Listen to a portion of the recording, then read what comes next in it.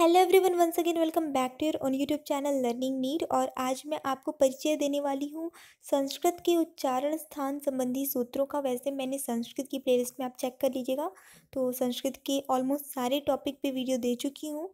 ये एक टॉपिक रह गया था और कल बोर्ड एग्ज़ाम्स भी हैं संस्कृत के, तो इसलिए ये वीडियो मैं आज अपलोड कर रही हूँ ताकि कुछ हेल्प हो जाए। तो इसके पहले हम स्टार्ट करें, आपको मैं रिमाइंड करा दूँ कि क वर्ग, च वर्ग, ट वर्ग, ये सारे वर्ग जो होते हैं वो क्या होते हैं। तो ये आपको पता होगा। इन केस किसी को नहीं पता है तो मैं बता दूँ, जैसे क ख ग घ अंग, क से अंगा तक ये 5 जो है ये वर्ण जो होंगे वो क वर्ग में आएंगे। फिर ऐसे ही च से 5 वर्ण यहाँ तक, फिर ऐसे ही ट से। तो इस तरह से ये 5 टोटल स्टार्टिंग के जो आपके 25 वर्ण होते हैं वो 5 वर्गों में विभाजित होते हैं। चलिए अब स्टार्ट करते हैं। तो देखिए, पहला सूत्र आपका है, वैसे तो आपको उच्चारण स्थान पता ही होगा, पर संस्कृत में सूत्र भी आ जाते हैं। तो आपका है अकुह विसर्जनीय नाम कंठ। इसका मतलब क्या हो गया? अकार, अ वाला। फिर क लिखा है, क का मतलब पूरा क वर्ग के सारे वर्ण। ह लिखा है, ह मतलब हकार, ह। विसर्जनीय मतलब क्या है? विसर्ग।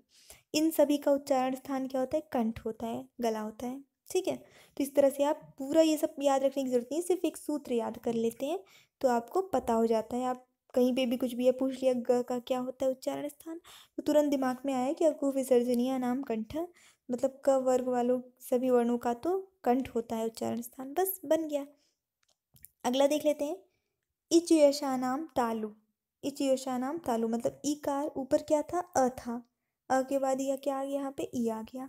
और ऊपर क वर्ग था, यहाँ क्या आ गया? उसके नीचे वाला च वर्ग आ गया। फिर य आ गया और ये वाला श आ गया।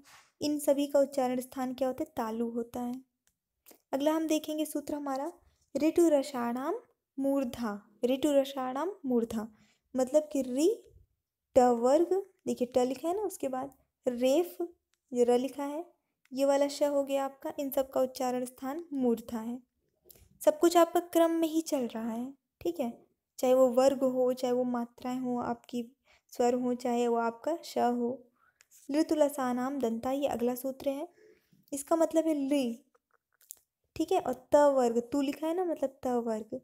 फिर ल लकार और सकार स, ये वाला स। ऊपर देखिए ये श था, फिर ये श आया, अब ये श आ गया। इन सभी का उच्चारण स्थान क्या होता है? दंत होता है, दांत होता है। इसका अर्थ ये है। अगला हमारा सूत्र है उपपद्मानीय नामोष्ठव। ठीक है, ये सूत्र है, इसका मतलब उकार, उ की मात्रा वाले। प वर्ग जो होता है पूरा, इनका उच्चारण स्थान क्या होता है? ओंठ होता है। अगला है ये यमंगड़नम नाम नासिका। इसका मतलब क्या हुआ? इसको थोड़ा सा समझिएगा। इकार यानी इया से जो स्टार्ट हो रहा है, म से जो स्टार्ट हो रहा है, अंग से स्टार्ट हो रहा है, अणा से स्टार्ट हो रहा है, न से स्टार्ट हो रहा है, यानी पांचवे, हर वर्ग का जो पांचवा वर्ण होता है, क ख ग अंग, च च ज इया, ट ठ ड ढ अणा। ठीक है, तो ये वाला जो पांचवा वाला आपका वर्ण होता है, इन सब का उच्चारण स्थान क्या है? नासिका है, नाक है। इसके बाद फिर देख लेते हैं ए दैतो कंठ तालु। ए दैतो कंठ तालु मतलब ए और ए का उच्चारण स्थान कंठ तालु होता है, याद रखना है। ए दैतो कंठ तालु। इसके बाद है आपका ओ दो तो कंठोष्टम।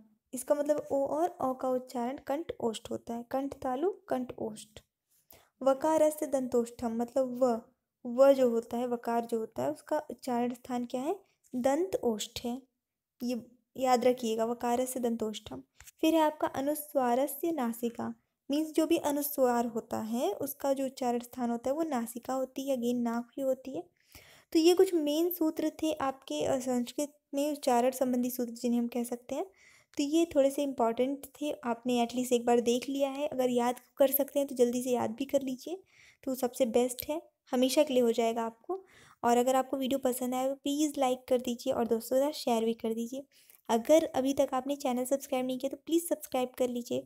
And thanks for watching, keep studying, all the best for your exams, bye bye.